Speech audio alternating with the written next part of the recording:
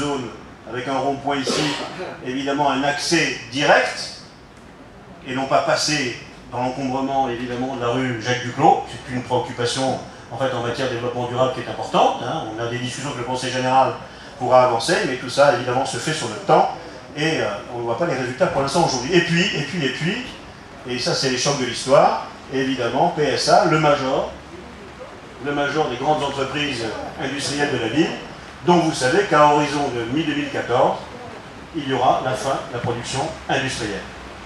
On ne pouvait pas le prévoir il y a 1 an et demi. Non, on ne pouvait pas le prévoir il y a 1 an et demi. Ça fait 25 ans ou 40 ans qu'on parle... Ça fait 40 ans qu'on parle du départ de Citroën, mais ils n'étaient pas partis. Donc 1 an avant, 75, 85, 95, 2005, excusez-moi, on n'est pas loin. D'accord. Allez, 35. Ok, d'accord, 35. Enfin, en 35 ans, ça fait 25 ans qu'on parle du départ de PSA. Ah, donc oui, on pourrait le craindre, mais il y a 1 an et demi, ce n'est pas le cas. Donc peu importe, même si on pouvait le soupçonner, en tout cas, nous sommes confrontés aujourd'hui à la réalité de la fin de la production, avec des conséquences en cascade sur le plan social, sur le plan fiscal, important, 5,5 millions de moins pour les impôts de la ville à horizon 2017. Et donc évidemment, dans une perspective, une politique de développement économique de la ville pour apporter des emplois, ce qui se passe avec PSA, il y a quelque chose qui tord le bâton dans l'autre sens. Ben oui, c'est la ville, comme dirait l'autre. Hein. Et puis maintenant, il faut se battre pour évidemment, quelles que soient les conséquences catastrophiques de cette situation-là, rebondir pour les années qui viennent. C'est pas impossible, nous sommes en discussion, si vous lisez la presse, vous avez eu quelques échos, en discussion avec PSA, avec un certain nombre d'investisseurs, pour que ce terrain qui est idéalement situé dans la ville ne soit pas... Ah si, il est situé dans cette ville, vous avez... Donnez-nous la perspective, vous allez voir, on va revenir sur la perspective générale. Oui, non, j'ai dit oui. J'ai pas dit dans la ville. Pour la ville. Pour la ville, entre 2 aéroports, 3 autoroutes, la future ligne du Grand Paris. Non, non, c'est fini, terminé. Attendez, mais tu es dans le secret des dieux, toi? Tu connais... Non, mais d'accord, oui, oui. On verra. Et encore une fois, la vie n'est pas donnée une fois pour toutes. Hein. Moi, je ne connais pas de batailles, sauf celles qui ne sont pas menées, que l'on ne puisse pas gagner. Voilà, d'accord. Et donc, il faudra, en effet, dans ce cas comme dans d'autres, résister ou essayer d'avancer. Oui, on peut toujours se couvrir la tête de sang et dire « Ah là là, qu'est-ce qu'on est malheureux !» ou bien il y a une autre façon de faire, on se dresse et on se bat. Ben, écoutez, nous, on préfère se dresser et se battre. Parce que, il faudrait peut-être de temps en temps arrêter de pleurer. Bon. Voilà, donc nous sommes idéalement situés entre 2 aéroports, 3 autoroutes, une future ligne du Grand Paris, parce que pour l'instant la décision est prise, nous verrons comment les questions de financement se résoudront ou non, mais en tout cas, ça a été décidé. Et bien évidemment, un endroit stratégique, 170 hectares, et quelque chose dont on ne peut pas considérer, ce sera vendu à l'encan par petits morceaux pour des petits bouts d'entreprises de je ne sais quoi qui s'installeraient là, au petit bonheur la chance, et donc un patchwork hein, de n'importe quoi. Non. Il faut avoir une stratégie et des ambitions qui soient au-delà, bien évidemment, de l'accident, c'est-à-dire, et puis ceux que nous travaillons, ça se sait, c'est l'autorité publique maintenant, nous nous battons pour que s'installe une filière industrielle haut de gamme, la filière aéronautique. Alors est-ce qu'on y arrivera? J'en sais rien. Mais en tout cas, faut-il ou non le faire? Parce que si nous le faisons et si nous y arrivons, alors l'avenir de la ville, sur le plan fiscal, comme sur le plan de développement économique, comme sur le plan de l'emploi, aura un rebond pour un certain nombre de décennies. Voilà. Bien, je vais vite parce que là, je rentre un peu dans les détails, mais vous avez donc un quartier entier, la Rose des Vents et les zones d'activité économique, qui participent d'un des poumons essentiels de l'avenir de la ville. C'est pas le seul d'ailleurs, on va le voir. Mais là, nous avons des enjeux, on le voit bien avec le départ de PSA, qui sont des enjeux considérables. Une bonne partie de l'avenir de la ville se joue à cet endroit-là. C'est clair. Gare du Grand Paris ou pas gare du Grand Paris, ça change tout. Ça change en tout cas beaucoup de choses. Donc voilà, ça c'est cette partie donc, du nord de la ville qui est importante et qui, sur le plan économique, est évidemment le poumon essentiel de la ville. Et il faut que nous y prenions garde et qu'on essaye de l'améliorer. Voilà un des projets. Donc, vous constatez que dans cette démarche, nous n'y allons pas, comment dire, à tâtons. On essaye de penser les choses, on essaye d'avancer, on essaye d'imaginer, on essaye d'accompagner, et de se battre pour qu'il y ait une relative logique dans la manière dont les choses peuvent être faites, et y compris en intégrant dans cette logique des coups de l'histoire. Le départ du PSA est un coup de l'histoire très dur, auquel il nous faut évidemment aujourd'hui résister, qu'il nous faut essayer de surmonter dans les meilleures conditions. Est-ce que les gens prendront aussi l'ensemble des outils qui viennent au niveau du site du PSA? Je n'ai pas entendu. Est-ce que les personnes qui seront contactées, les investisseurs, pourront utiliser les outils qu'il y a déjà sur place? Écoutez, tout ça se négocie. Mais les outils sur place, c'est 170 hectares, dont 100 hectares ne servent à rien, donc sont disponibles pour accueillir de l'industrie.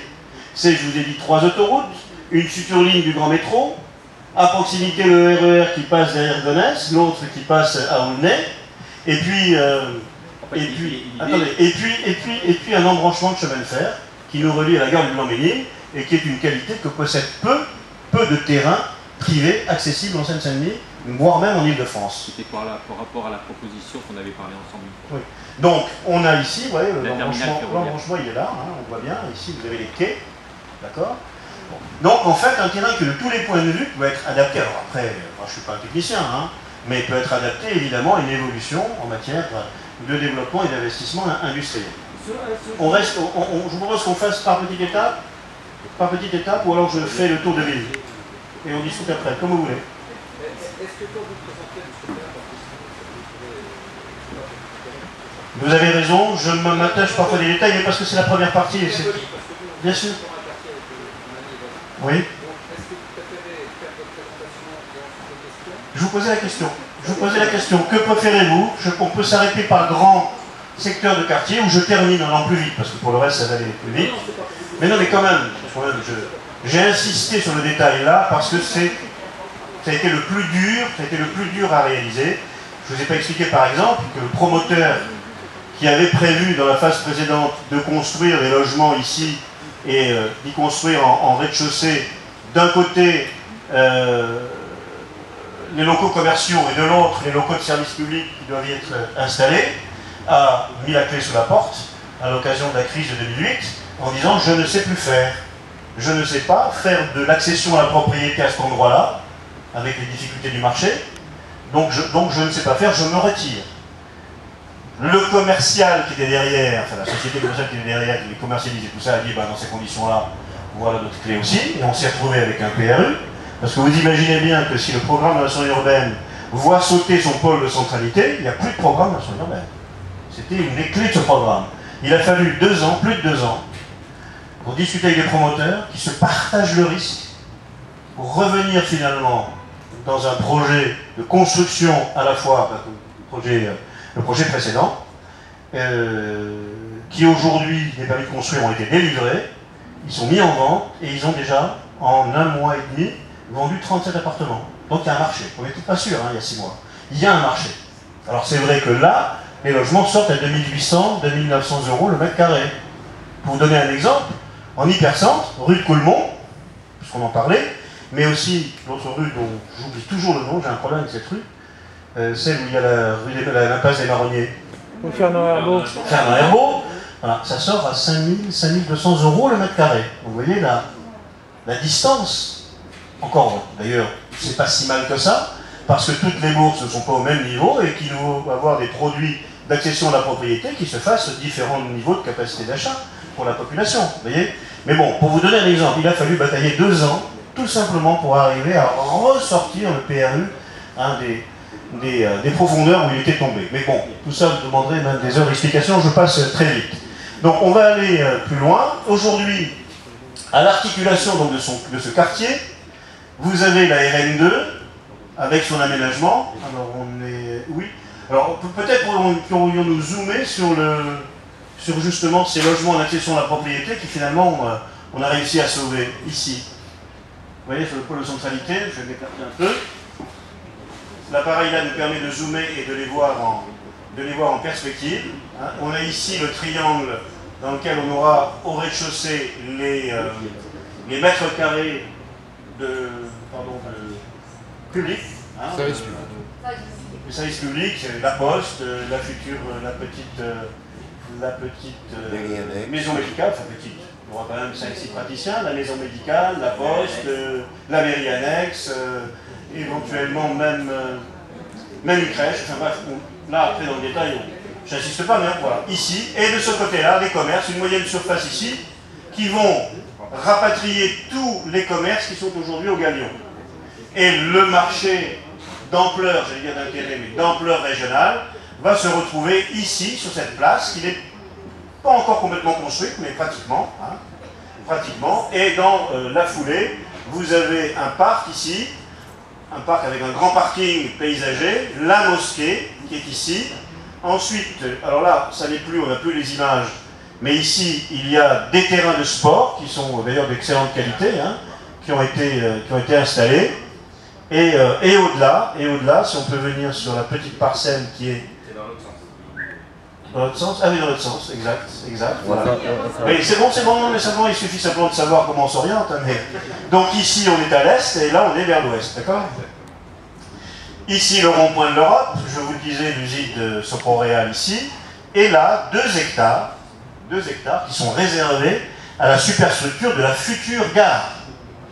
Alors, future gare ou pas future gare, nous avons signé avant-hier l'acte de vente du terrain qui devra accueillir dans son sous-sol la gare, la future gare, et en surface, commerce, logement, et on verra bien. On verra bien, les questions vont pas... Voilà, là, on aura le choix, évidemment, de la réalisation. Et donc, voilà le tracé du Grand Paris. Et donc, vous voyez que Aulnay, avec ses projets, est pas mal situé. Le Bourget, ici, plus grand aéroport d'affaires européen. La plateforme de Roissy, que tout le monde connaît.